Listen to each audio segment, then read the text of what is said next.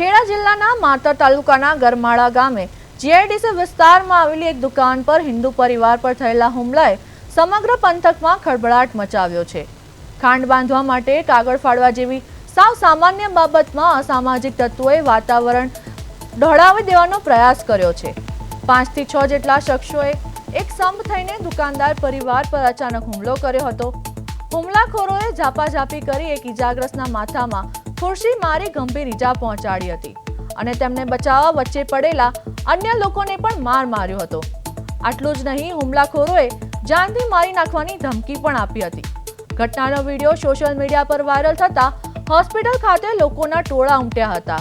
માતર police અને એલસીબીની team ત્વરિત ઘટના સ્થળે પહોંચી હતી અને પોલીસે રેશમા બારનું દીવાન અને અન્ય લોકોની સટકાયત કરી છે।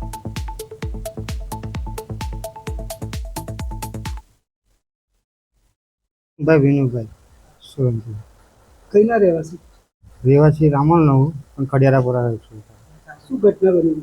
ઘટના બની હતી એવો ભાઈ પહેલા ગલ્લે દુકાન છે અમારી જીઆઈ છે, મારા સસરા જોડે મોરેશ લેવા આવ્યો તો મોરેશ લે ભાઈ એક કંઈક જબરજસ્તી બે કરીએ છીએ ફરી પાછા એવા ભાઈ બધા 25-30 જણને લઈને આવ્યા મારા 4 જ જણ હતા। ધારિયા લાગે કઈ બાબતે ઝઘડો થયો? ખાલી બસ મોરેશ ચાલે પેલું કાગરી અને ફાટી ગઈ। મારા સસરા એવું કીધું કે કાગરી કેમ ફાટી ગઈ, સીધી ગાળો બોલવા માંડ્યો ને મોરેશ માગી, મોરેશ આપી તે જે બાકીનું લખવાનું ને એ કાગળ એ ભાઈ કાગળ જ ફાડ્યું। મારા પપ્પાએ એવું કીધું કે તું આ કાગળ કેમ ફાડે, હું તને બીજું આલું। એમાં તો એને તું કોનું કહેનારો ને એવું બધું એમ આલતું પાલતું બોલીને ડાયરેક્ટ એવો ગારો જ પડવા બાટક્યો ના હોય ને ખરાબ।